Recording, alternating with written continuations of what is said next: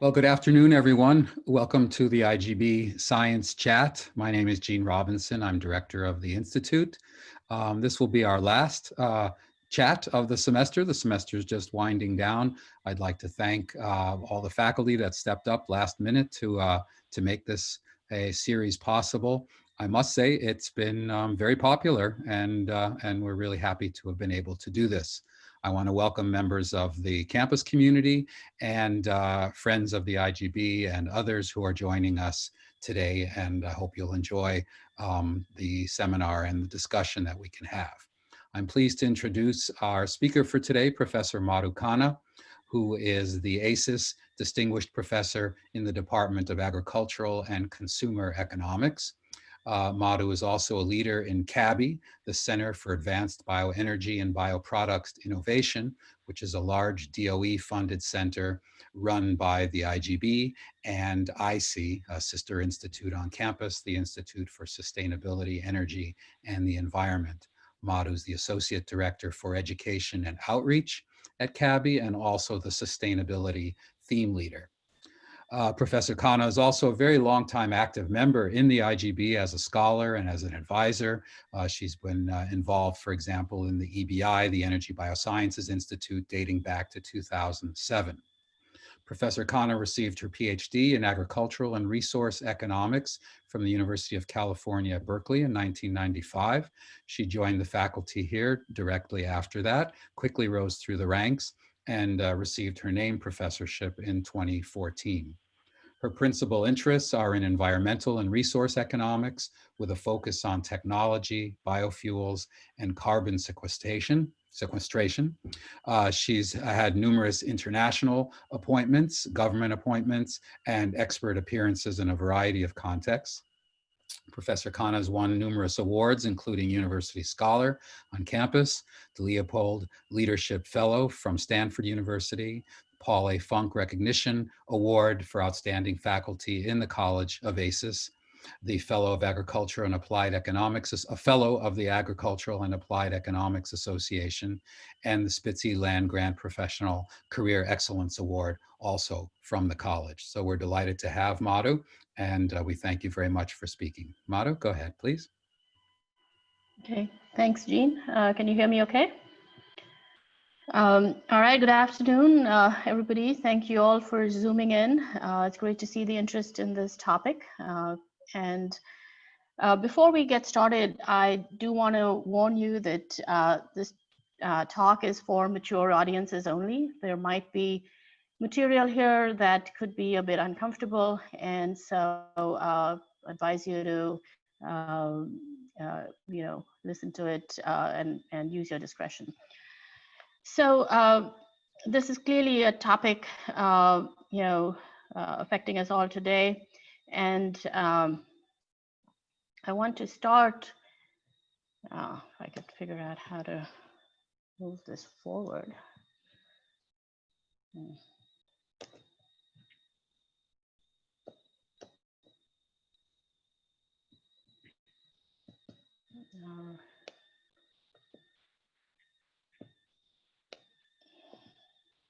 All right, so I'm going to start with just a little poll. And as we all know, by the end of March, the majority of the states in the US had got shelter-in-place requirements, and over 300 million people were urged to stay at home. And so in your opinion, was this decision too strong, just right, or not enough? So let me turn on this Zoom polling and have you enter your views.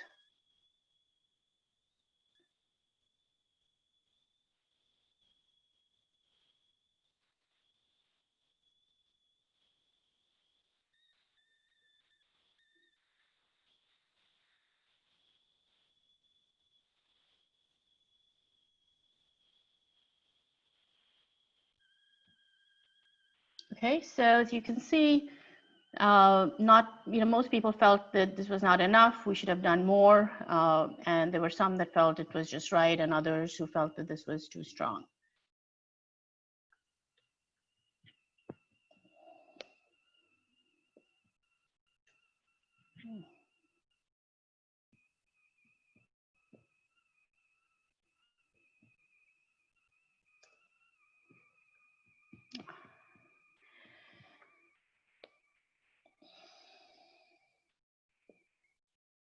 Okay. Well, we may just have to, I'm not sure why this is not going forward in the presentation mode, but maybe we'll just stick to this. All right, so we've seen social distancing at a fairly large scale, and the thing is that this has come with a really large price tag. There's been a large shutdown of economic activity. Most states have only partially started to reopen. The number of unemployed has, for the last count that I looked at, was about 22 million people unemployed, and it's expected to be 20%, and is considered to be worse than the Great Recession.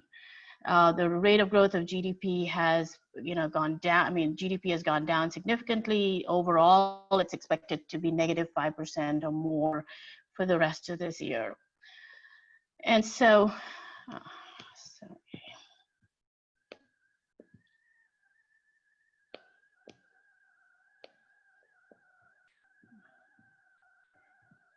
all right. And then in addition to the cost, in addition to those costs, we've seen a really high spending of the stimulus money by the government. 3.6 trillion were spent by Congress. Another 380 billion in administrative actions. The Federal Reserve Bank is giving various types of loans and support.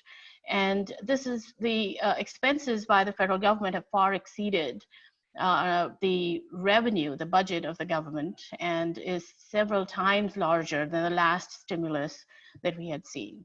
So there's been an incredible amount of expenditure that's been undertaken by the government in order to implement the social distancing policy. Now, just to be sort of just, clear at the start, this is not really a question of whether to save the economy or to save lives, because in the long run, that's really a false dichotomy. You need both. We need a living and a healthy population in order to have strong economic activity. And so these are not independent dials that can be turned up or down, and you cannot have one without the other. So really the relevant question in the near term is, how stringent should the social distancing policy be? How quickly should the economic activity open up? And we know that there is a trade-off there. The faster we open up, the more lives will be lost, but the cost to the economy could be lower. And so it comes down to really thinking about, what are the choices that we're making? How many lives should we be saving? And what is the cost we're willing to bear to save a life? So last week, Governor Andrew Cuomo of New York asked this question in one of his daily briefings: how much is a human life worth? And that is really the discussion that we should be having, and no one is admitting openly or freely. And to me, I say a human life is priceless, period. So, and of course, human life is infinitely precious, but public money spent to save a life is scarce and has an opportunity cost. It could be spent to do other things. It could be spent in a way to save more lives. And so one needs to think about that. And the other issue also to think about is that even though we consider life to be infinitely precious, even as individuals, we are trading off convenience, comfort, economic benefits with risks to our lives and health. And we are undertaking actions that increase the risk of premature death. For example, we often violate speed limits. We may not wear helmets when riding a bike, eat food that we know is unhealthy for us, and so on. There's also evidence that people make trade-offs in the jobs that they choose that differ in the risk of mortality and accidents, and that in order to induce people to choose jobs that are more riskier, there is higher compensation. So people accept higher mortality risk jobs for higher wages. The monetary value of life is used routinely by the government. It's used to estimate the benefits of government regulations, compare them to costs, see whether the regulations are too stringent or not. And of course, particularly environmental regulations, a key part of their intent is to save human life. And so particularly in doing the costs and benefits of environmental regulations like the Clean Air Act, it is important to include the value of the lives saved in order to know whether those regulations are worth it or not. The monetary value of life is also used to determine compensation in wrongful death claims. So this is a value that is that has existed, and environmental economists have been at the forefront of trying to estimate the value of life and develop methods in order to be able to do it. So what are the methods that are used, the economic approaches that are used to value life? Well, one of the methods is estimating the foregone income because of premature death, and that's relatively straightforward to estimate, although there are issues with that we talk about. And then there are other approaches, and in particular, there's a set of approaches which rely upon determining what is the maximum that we are willing to pay for reducing the risk of premature death by a small amount. And there are two ways to determine that. One is called the revealed preference method, which is looking at what is revealed by our behavior. And so these maximum willingness to pay approaches really rely upon the behavioral choices that we as individuals make when we are choosing riskier activities or riskier occupations, and in exchange for convenience, saving time, whatever, economic benefits, and so on. And we can observe those choices. For example, we could look at what is the willingness to accept a higher salary for a riskier job. What is the willingness to pay for risk-reducing devices that are optional? For example, airbags in cars, fire detectors, carbon monoxide detectors in homes, and things like that. And so that is an observed behavior. And then the second approach is a stated preference method, which is really based on asking people a hypothetical question about how much they would be willing to pay to reduce the risk of death by a small amount. And this trade-off, this willingness to pay or willingness to accept trade-off, is used to estimate something called the value of a statistical life, or a VSL. And this is really the ratio of the wealth reduction on average that we as a society are willing to accept in exchange for a small reduction in the probability of a fatality. Okay, so it's an average measure of, or a measure of an average. It's really an average measure of reducing the risk of one fatality and the amount that we're willing to pay. So just to get into a little bit of detail about these methods, and I'll sort of talk about the application of this to the choices we're confronting today with COVID-19. So this method for measuring this value of life by the foregone earnings basically takes the per capita income of per hour or per year, and looks at the discounted value of the future earnings that were foregone because of premature death, and that is referred to the value of life. You could look at the value of life saved in terms of those counted future earnings. Now, that approach is although fairly tangible, and you can you can measure it based on observed information, has its own limitations. It would imply that there's a higher value for saving lives of people with higher incomes, or younger people have a higher value of life than older people. Men have a higher value of life than women because salaries are higher for men than for women.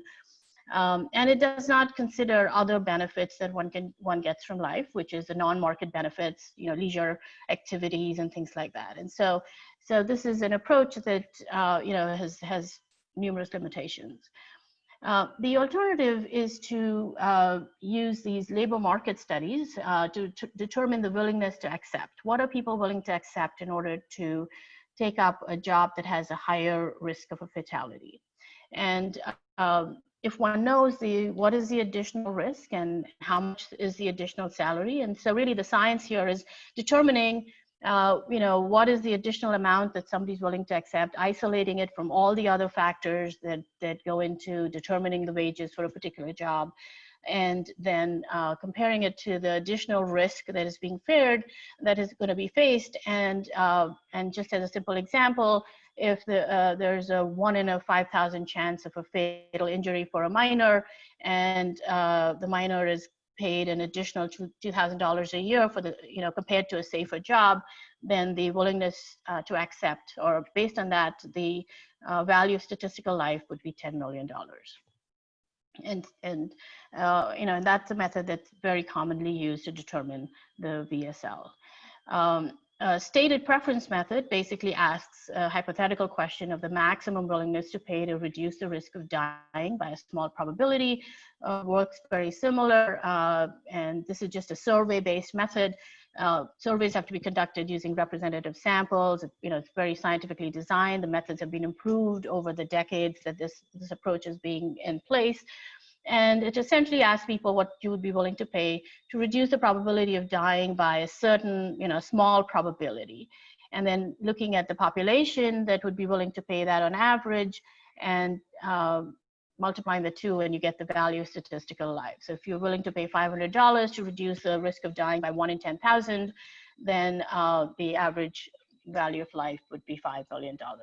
So the idea here is that we're not really ex ante identifying the person whose life will be saved. This is not associated with any one person whose life we're trying to value, but this is a statistical measure of the value of reducing risk by a small amount, and thereby trying to assess the value of saving a life. So let me just, in a non-scientific way, do another poll.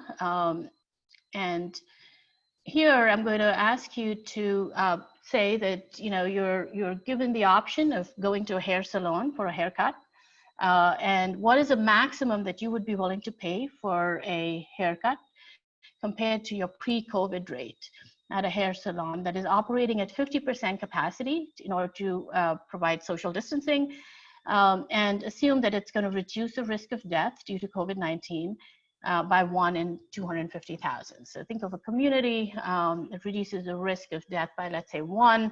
What is the maximum amount that you would be willing to pay more compared to your normal haircut rate?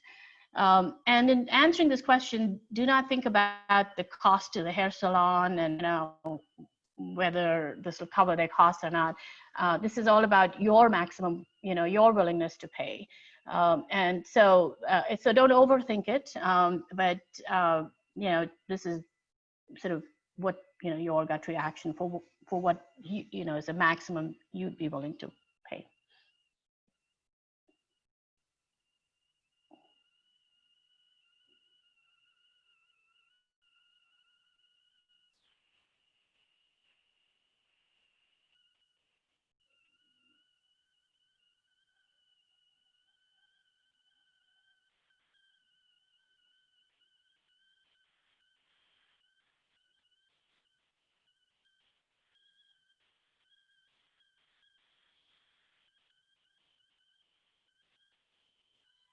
Okay, so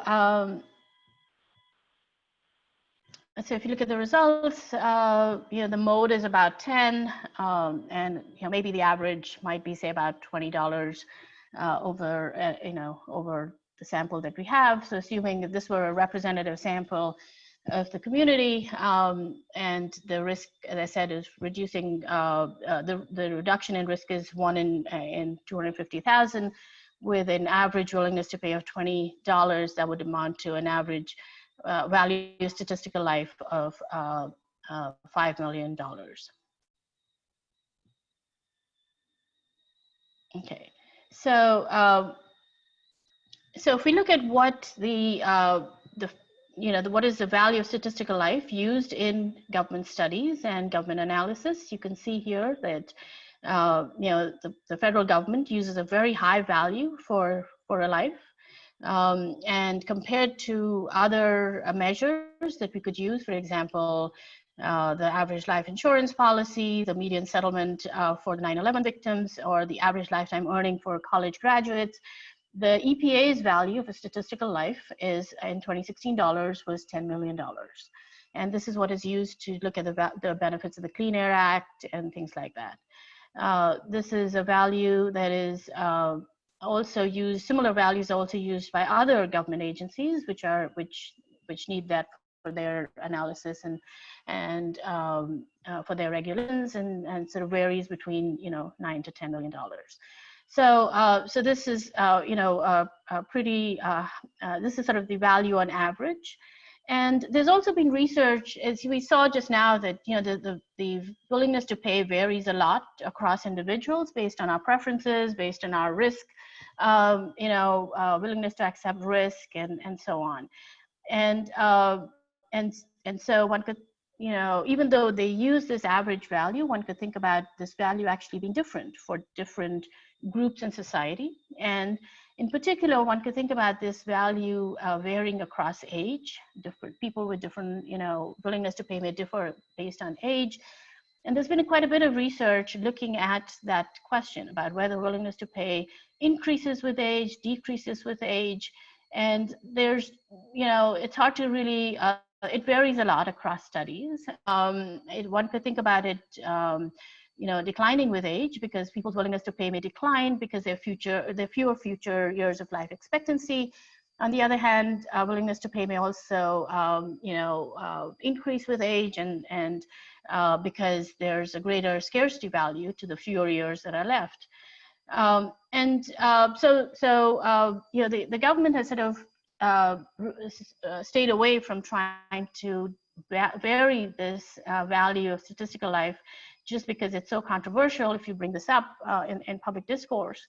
But there is research which suggests that, in fact, this, there's a senior discount, and that the relationship between the VSL and age is an inverted U-shaped curve. And so, it increases as income increases with age, and then it declines for older people. The extent to which may differ depending on exactly how you measure it, but the overall shape seems to be this U-shaped curve.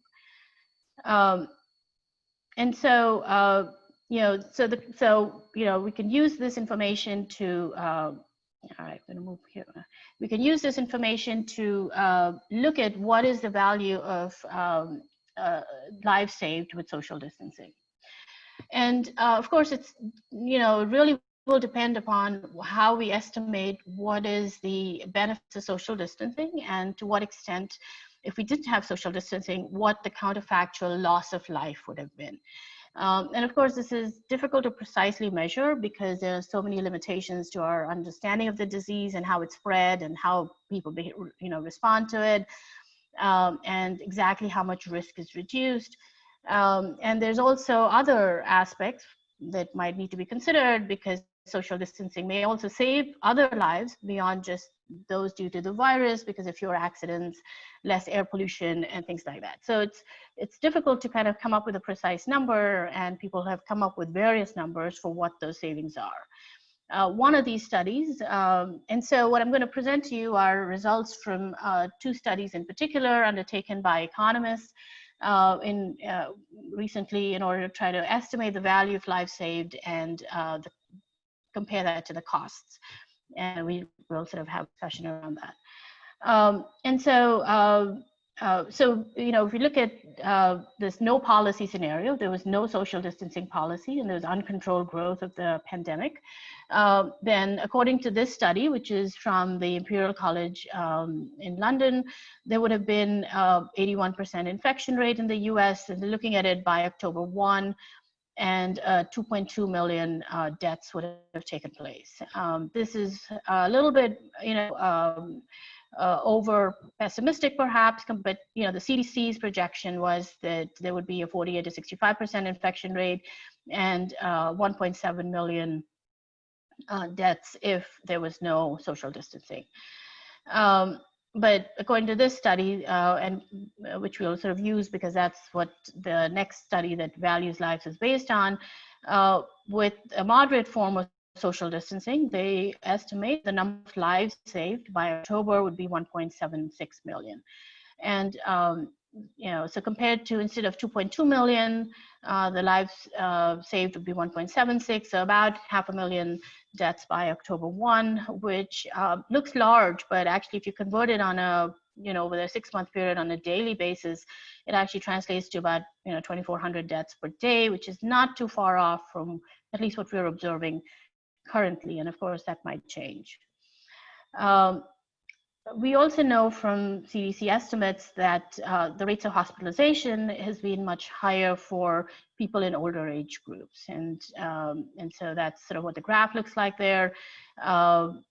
In terms of the number of deaths, again, 30% or so of the deaths are really in the oldest, and in general, it's the elderly that are, more at risk of dying than the younger population.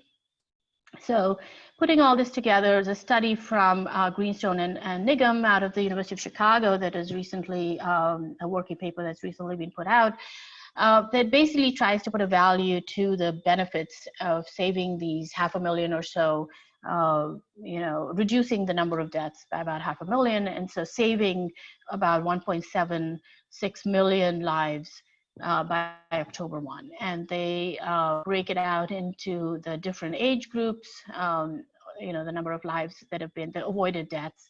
And they use a VSL value that is declining with age, as they also do other estimates that we look at. But with this value that goes all the way from $14.7 million for the youngest generation to about 1.5 million for 80 plus, they estimate what the benefits in trillions of US dollars is, and come up with a number that is, about $8 trillion. And that is broken up by age group in the following graph shown here. Again, most of the benefits going to the 60 and above age group. You can look at that value, that's sort of their central value, but then if we were to assume a uniform and age invariant VSL and they take value of $11.5 million, then the benefits of saving lives would be $20 trillion. And depending on the assumptions you make, these numbers could vary, but they're sort of in this general ballpark here. Now, they didn't actually compare this to the cost of social distancing, the economic cost of social distancing. There's another study that was published in the Journal of Cost-Benefit Analysis recently that was done by the University economists at the University of Wyoming, and they made the following assumptions. So they looked at the graph of deaths if there was no control, no social distancing policy, with social distancing policy, and there would be a flattening of the curve. It would go below the hospitalization, hospital capacity, and that would, that was a threshold for that. And then they also looked at the projections given out by Goldman Sachs and others about the impact of this social distancing on GDP. So if there was no, if there was no COVID, then the economy was expected to grow at about 1.78% per year. If there was no social distancing, there would still have been a decline because people, you lose productivity and hospitalizations. And then, the economy, we've sort of heard about this V-shaped recovery, and that's sort of what this is reflecting. And then the economy would kind of, grow back and pick up and start eventually to go back at the 1.75% per annum rate of growth. With social distancing, a big decline of about, more than 6% in GDP immediately in the first year, and then a slower recovery, but then ultimately it would pick up and it would grow back at a similar rate, but remain below the rate that would be under the uncontrolled or the, if there had been no COVID for the foreseeable future. So they'll look at the overall costs of COVID-19 over, over a 30-year period under these 3 different scenarios. And from that, they look at the present value of the cost today of having social distancing versus no social distancing. And so the numbers they come up with are the following. They assume a smaller number of lives saved. So about, according to their estimate, it's about 1.2 million lives saved because of social distancing. And the loss in GDP is, if there was no control, the loss would have been about 6.5 million. With the control, there's a bigger loss of 13.7, so about $7+ trillion loss. Value of life saved, would be much greater if there was no control, and so about $12 trillion roughly is the saving in lives.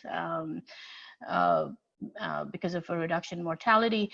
And so they find a positive net benefit of the social distancing policy despite the high cost of it. And according to their estimates, about $5 trillion saving if we take the 30-year perspective. You can change the rate of recovery and so on and get different estimates, but nevertheless, the net benefits across the scenarios that they consider of having social distancing are positive. And so this was the right choice to be made based on the cost benefit analysis. Now that sort of leads us then to the question of, is this, this looks good on the aggregate, that overall the benefit of lives saved exceeds the cost to the economy. But one then needs to kind of look more carefully at who is benefiting and who is bearing the cost of social distancing policies. And so I showed you this graph before, we saw that most of these benefits were in the 50+ age group. And then if we look at one measure of the costs, and of course it's not the only measure, but the contrast becomes really stark if you just look at the unemployment rates and the age group distribution of the unemployment. And as you can see, that most of that unemployment is really in the 20 to 50-year-old age group. And so and that really begins to sort of bring this home a little bit, in that these costs and benefits are not really evenly distributed.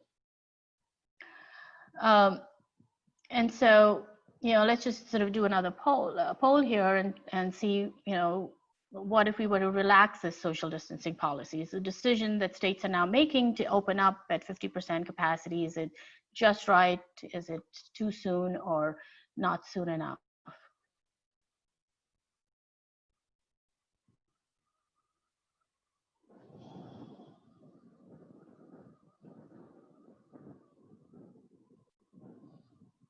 Okay.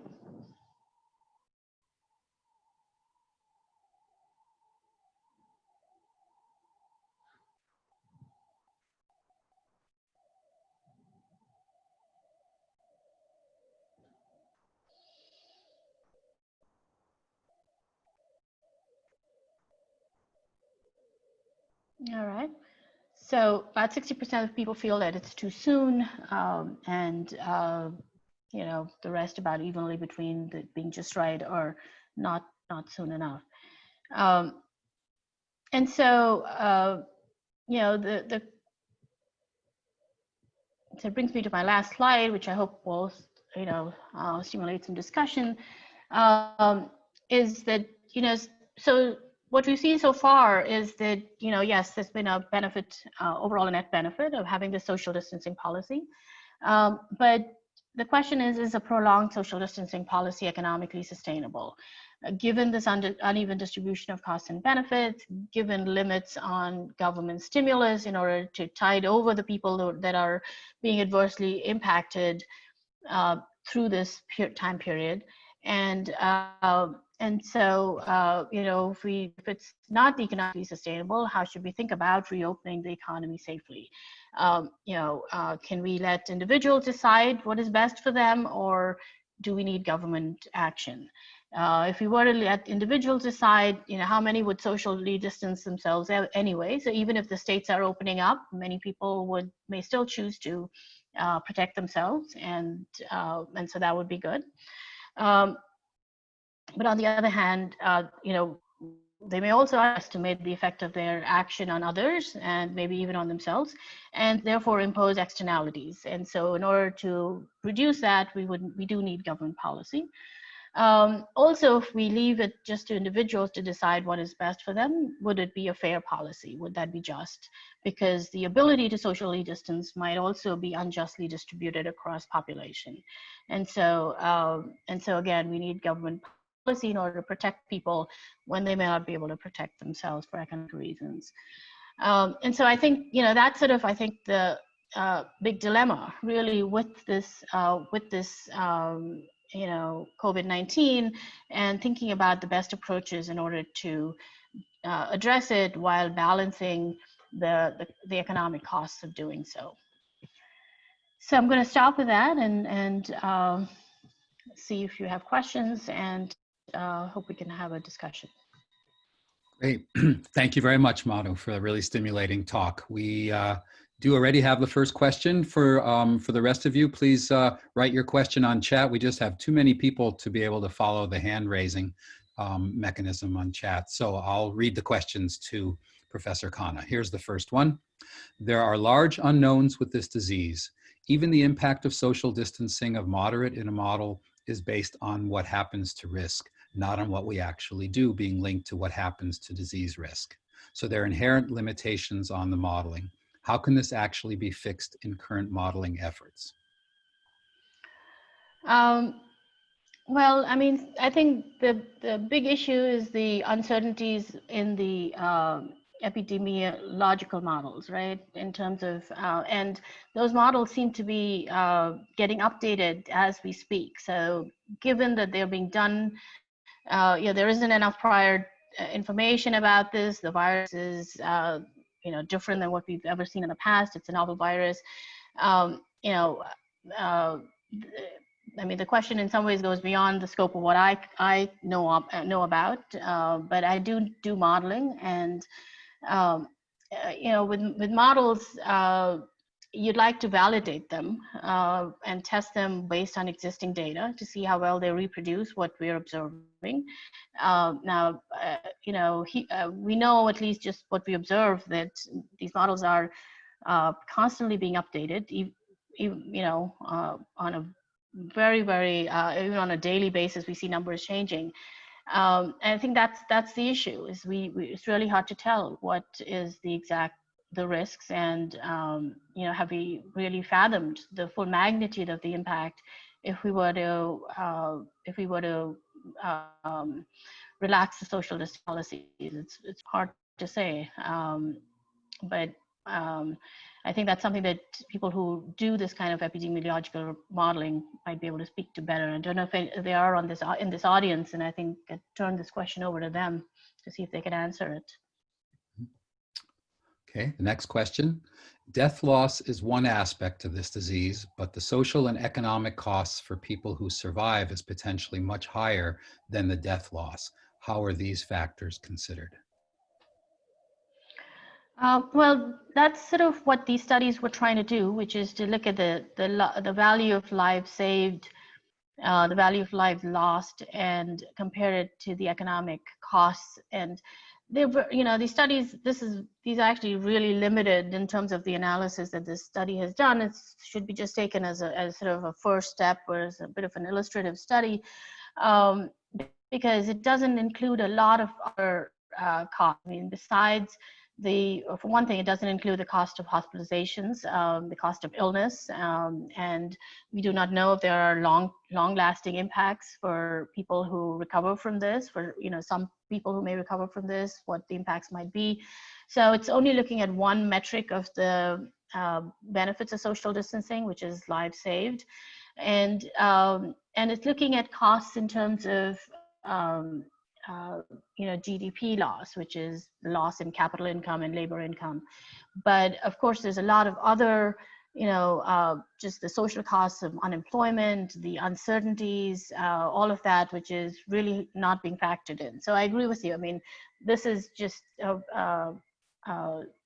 sort of first illustrative example of how we might begin to compare these costs and benefits. The next question deals with the completeness of the models. I don't see other deaths caused by the imposed measures included, such as suicides due to either financial or emotional distress. The analysis is incomplete without those, as well as other costs due to the imposed measures. Will the model be revised to be more complete? So you're right. I mean, this is this is not, this is not an area that I actually personally do research in, but I'm an environmental economist. I teach this stuff. In fact, in my cost-benefit analysis class to students, just this semester we covered this. So I do not know if the people who are working on this are going to, continue to improve their models. I would imagine that they would. And you're right that it doesn't include a number of other aspects. It does not include, deaths due to suicides. There's some debate about whether suicides increase during recessions or not. It's not known for certain that they necessarily do. And but then this also does not include lives saved because of reduced air pollution. A recent study has just come out that says that 300 or so lives have been saved in just the month or two because of reduced air pollution, because of reduced electricity consumption and reduced transportation. So it's definitely not complete, but I think it gets to the those would be relatively smaller numbers compared to the millions that we're talking about that are being impacted because of COVID-19. So it's a sort of a broad brush approach, and it's clearly could be made more precise through more modeling and better analysis. Next question. What does the model show if we ignore those 65 and older who presumably have little contribution to economic growth?